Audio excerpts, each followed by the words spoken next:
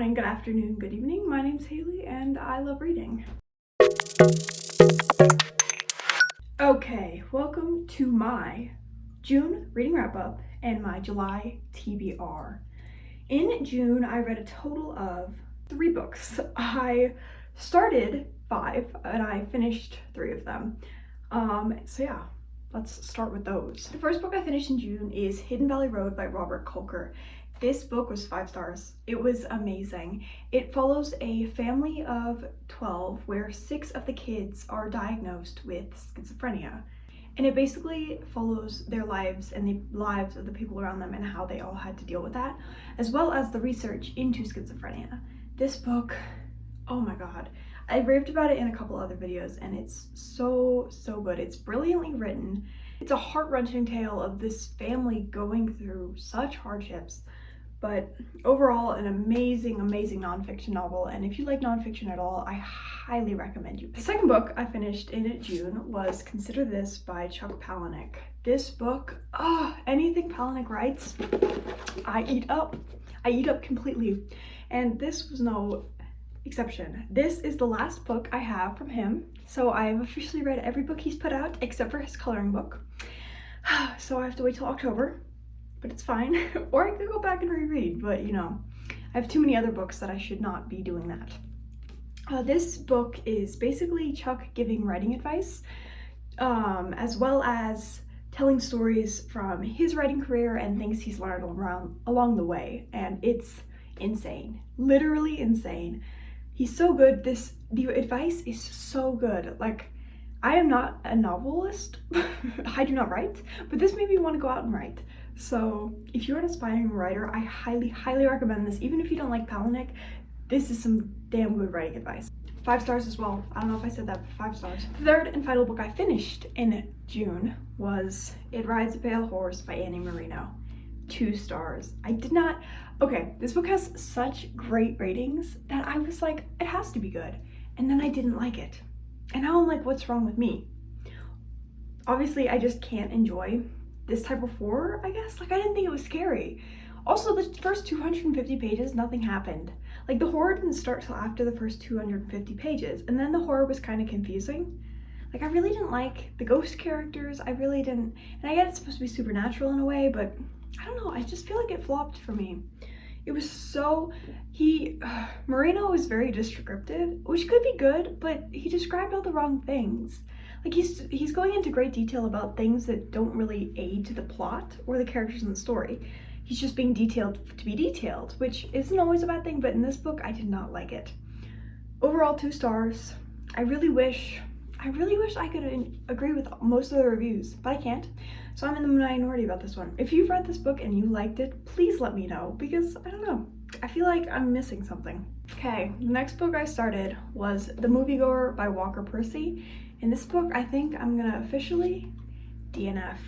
I never DNF books, so this is insane for me. This book put me in a reading slump, and I had to fight tooth and nail to crawl out of that. So I really don't think it's gonna be worth it trying to finish it when I really don't care about what's happening because there's no plot. And usually I love books with no plot, but this no plot is really just, I don't know. It feels like the part in the picture of Dorian Gray when he is rattling off everything he likes. It feels like that, and I love the picture of Dorian Gray, but that bit crawled, and this book is crawling, so you know what? I got 80 pages in. This book was only 250, so, but no, I'm officially DNFing a book, which I've only done twice in my life, so sorry, moviegoer. I don't feel like being put in another slump. So yeah. Oh, this book follows a man who lives in New Orleans, and it's basically him trying to find his life, like find his meaning of life. Yeah, it's also written in the 60s, and you can tell it's written in the 60s because the language is outdated. So sorry, I am DNFing this book. The 5th and final book I started in June was The Wizard and Glass by Stephen King, which is book 4 in the Dark Tower series. I only got to page 70 in this book. Just big books intimidate me. Like, I think I'm never gonna get through it, so I never pick it up. especially because I was in a reading slump. I kind of put this one to the side and I haven't picked it up since. I probably haven't read this book since the first week of June. So yeah, I'm not DNFing it. I am just putting it aside until I'm in the mood to read a bigger book, because if I'm not in the mood, it's gonna put me in a slump and it's gonna feel forced. So this book follows a group of people who are in another world that is not like our world, but it's a little bit like our world, and they're trying to find the Dark Tower, and this entails them still trying to find the Dark Tower. But yeah, so I'm only 70 pages in. I can't really judge because this is a 700 page book. But yeah, that is all the books I read in June. June was not a good reading month for me. I was in a reading slump for most of it. I actually have a vlog out of me trying to get out of the reading slump, and I did it. So, but now I'm back into reading, and I'm hoping to finish at least 4 to 5 books in the month of July. Now that we've talked about what I read in June, let's go on to the books I'm going to be reading in July. Okay, the first book on my TBR for July is The Drift by CJ Tudor. I'm already started this book. I am currently 70 pages in. Oh my god, so good. So good. Anything CJ Tudor writes is amazing, and I love her books. Nothing makes sense until the last 20 pages, and then everything falls neatly into place. And if you look back, you can see where everything kind of entails or like foreshadowed, but you can't tell until you see the ending, and I love that. I bought her newest release. I started reading it yesterday. I'm already 70 pages in. I'm obsessed. So I will definitely be finishing this one in July. Oh, this book follows 3 people going to a retreat. One person is stuck in an overturned bus. The other one is stuck in a cable car, and the other person lives at the retreat. And it's like a mystery when everything is slightly off in their world. I don't know, it's so good. Now, am I reading winter? I'm reading a lot of winter books this month, even though it's July. I don't know. I don't mood read with the seasons, if that makes sense. So yes, this is a winter book, but you know what? I'm loving it, so it doesn't matter. The next book I will be reading in July is After the Ending by Lindsay Pogue. This is the first in a series. It's a young adult series. I don't usually read young adult books, but this is post-apocalyptic, and if there's anything that young adult artists, if there's anything that young adult authors can do well, it's apocalyptic books. So I have high hopes for this one. I don't know what type of apocalypse it is, but it's after an apocalypse, and it's following these teenagers who are trying to survive. I don't know how many books there are in the series. I do know I'm intimidated because this is 600, 700 pages. It's a thick one. But I am really excited, and I'm excited to finally be picking this up. Does it look like a winter book? Yes. Is it summer in July? Yes. Am I still going to be reading it? 100%.